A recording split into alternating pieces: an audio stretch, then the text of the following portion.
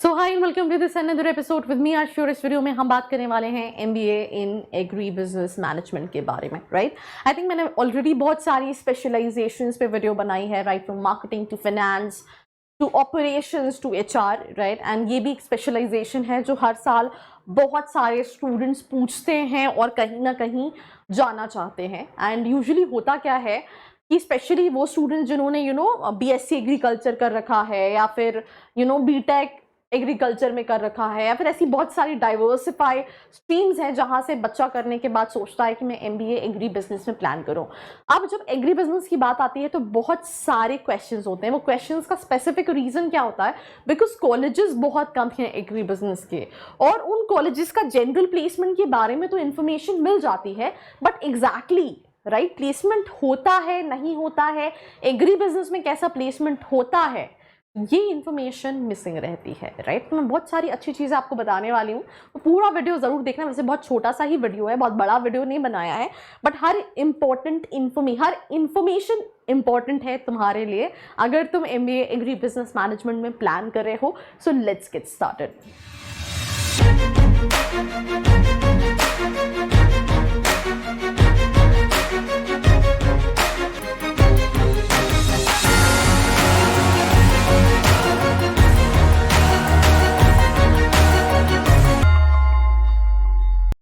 So I hope you guys are doing good because I am doing absolutely superb. And what I'm talking about MBA in Agri Business Management, right?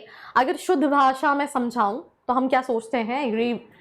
Agree business management मतलब जो खेती, farmers, किसान, right, या खेती से related जो काम होता है उसको मैनेज करने का प्रोफाइल हमारे दिमाग में आता है जब हम MBA in agri business management का नाम सुन रहे होते हैं। पर सबसे पहले अगर हम बात करें तो जो इंडिया की इकोनॉमी है, इंडिया जो है वो किसानों का देश कहलाता है, बिकॉज 54% ऑफ अगर हम Indian economy agriculture and agri business provide की बात करें तो ये 54% ऑफ इंडियन पॉपुलेशन है और 16% ऑफ द जीडीपी है कंट्री का। ये सिर्फ और सिर्फ हमारा पेट भरने के लिए नहीं, पर इवन हम एक्सपोर्ट भी काफ़ी मात्रा में करते हैं when it comes to this all these thing which are coming from our agriculture resources. तो ये सेक्टर जो है वो डायरेक्टली और इनडायरेक्टली डिपेंडेंट है ऑन द एग्रीकल्चर, राइट। अब इसमें बहुत सारी चीज़ें आती हैं जिनको मैं आगे वाली स्लाइड्स में आपको इलैबोरेट करूंगी, पर पोटेंशियल बहुत है, राइट। आई थिंक अगर आप एंटरप्रेन्योर बनना चाहते हैं या फिर अगर आप इवन गवर्नमेंट के साथ काम करना चाहते हैं या फिर अगर आप प्राइवेट सेक्टर में भी जाना चाहते हैं तो कॉलेजेस तो कम हैं, that is for sure, but competition भी कम है। बिकॉज यहाँ पे कोई लाखों बच्चों के साथ कंपटीशन आपका नहीं है, वो ऑडियंस भी कहीं ना कहीं कम हो जाती है।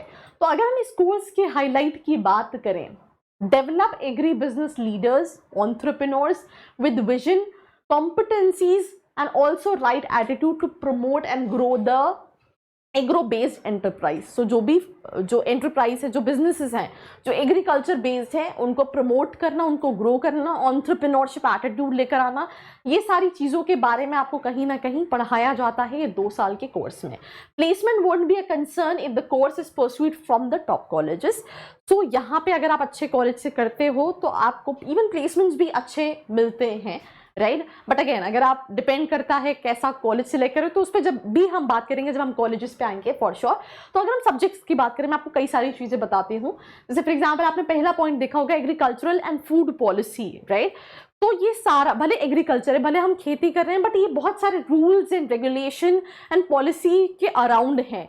आप खेती करते हो, आपको उसके लिए बहुत सारी चीज़ें चाहिए, देन उसके बाद वो खेती कटती है, देन आप उसको सेल करते हो मार्केट्स में जाके, फिर बहुत सारा लंबा प्रोसेस है। तो उसके बारे में सबसे मेन चीज़ होती है दैट इज एग्रीकल्चरल के बारे में नॉलेज, क्योंकि कहीं ना कहीं ये कोर्स वही बच्चा करने जाता है जिसके अंडरग्रेड्स में भी सेम काइंड ऑफ डिग्री कर रखी होती है।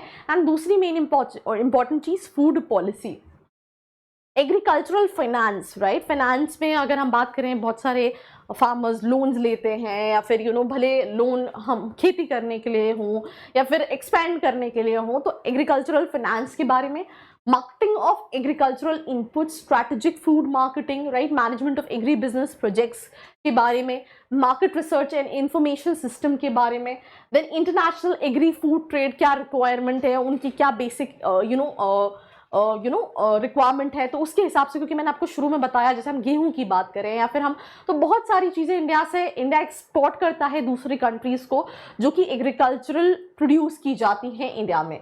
Then value chain system application in agri business, understanding creativity, innovation, knowledge networks and entrepreneurship, food and agri business international strategies and organization, microfinance management, food supply chain management.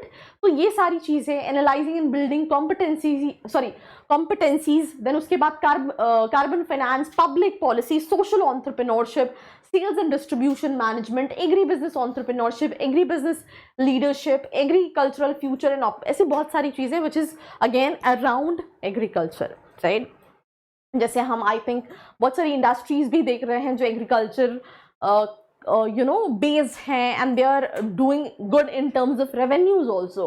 तो सबसे ज़्यादा scope जो मुझे लगता है दैट इज़ कि उसमें लोगों को एम्पावर करके to let them be entrepreneurs और यू बिकम एंटरप्रेन्योर्स. तो आपके पास ढेरों अपॉर्चुनिटीज़ कहीं ना कहीं है, बिकॉज बहुत सारी ये इकलौती ऐसी इंडस्ट्री है जहाँ पे बहुत ज़्यादा वाइड स्कोप है काम करने का. जैसे हम कई सारी इंडस्ट्री देख रहे हैं जहाँ पे already you have a lot of market players जिन्होंने आया है, चेंज किया है, थॉट प्रोसेस चेंज किया है, बट ये एक ऐसी इंडस्ट्री है जहाँ पे चेंज हो रहा है बट अभी इतनी बड़ी अपॉर्चुनिटी है जो आप इमेजिन भी नहीं कर सकते हैं.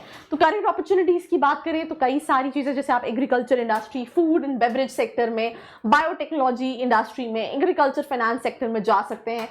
कंपनीज में अगर हम बात करें, नंबर ऑफ टॉप रिक्रूटर जैसे Adani, Reliance, Tata, Godrej, EY, Tolaram, right, Ninjacart, ये सारी कंपनीज जो है वो स्टूडेंट्स को रिक्रूट करती हैं. अब सबसे इंपॉर्टेंट चीज़ है, मैं कॉलेजेस बाद में मैं बात करूंगी, पहले I will talk about the eligibility criteria. Eligibility criteria basically 50 percentile in your graduation, right, then आप कैट, जैट, CMAT, जो भी कॉलेजेस आप देख रहे हैं वो जो भी एंट्रेंस एग्जाम एक्सेप्ट करते हैं आप वो देते हैं. आपको उन कॉलेजेस में इंडिविजुअली अप्लाई करना पड़ता है. देन अप्लाई करने के बाद अगर हम बात करें तो आपका इंटरव्यू होता है. इंटरव्यू में जो क्वेश्चंस होते हैं वो कहीं ना कहीं डिफरेंट होते हैं जनरल MBA के स्टूडेंट से, बिकॉज कहीं ना कहीं वो ये जानना चाहते हैं कि आप इस कोर्स में स्पेसिफिकली क्यों आना चाहते हैं, राइट. तो ये पूरा कहीं ना कहीं प्रोसेस होता है. और अगर हम फीस की बात करें, राइट, तो फीस जो है वो वेरी करती है फ्रॉम कॉलेजेस टू कॉलेजेस. किसी की 3 लाख भी फीस मिल जाएगी, किसी की 4 लाख भी फीस मिल जाएगी, किसी की 15 लाख भी फीस मिल जाएगी, डिपेंडिंग अपॉन दी कॉलेज. अब कॉलेजेस कौन कौन से, जैसे यहाँ पे आपने IIM अहमदाबाद, उसके लिए ऑब्वियसली कैट देना पड़ेगा, स्कोर अच्छा है. IIM लखनऊ, राइट, देन इरमा आनंद रूरल मैनेजमेंट भी कराता है, देन एग्री बिजनेस, देन जिस रांची, राइट, ये रूरल मैनेजमेंट में MBA कराता है, अगेन उसमें कहीं ना कहीं आता है. FMS BHU agree business management में कहीं ना कहीं MBA कराता है, right. You have all these so many colleges जहाँ पे आप डेफिनेटली अप्लाई कर सकते हैं बेस्ड ऑन योर प्रोफाइल. और अगर आप जानना चाहते हैं कि आपकी प्रोफाइल के हिसाब से कौन से कॉलेजेस सही हैं तो नीचे एक प्रोफाइल एनालिसिस फॉर्म दिया है जिसको फिल करके आप डिटेल्स ले सकते हैं. And I think that's pretty much about this episode. Do let me know in the comment section your feedback. Baki, do not forget to like, share and subscribe. I hope you liked this video. For more such videos, keep watching our channel. And do not forget to like, share and subscribe.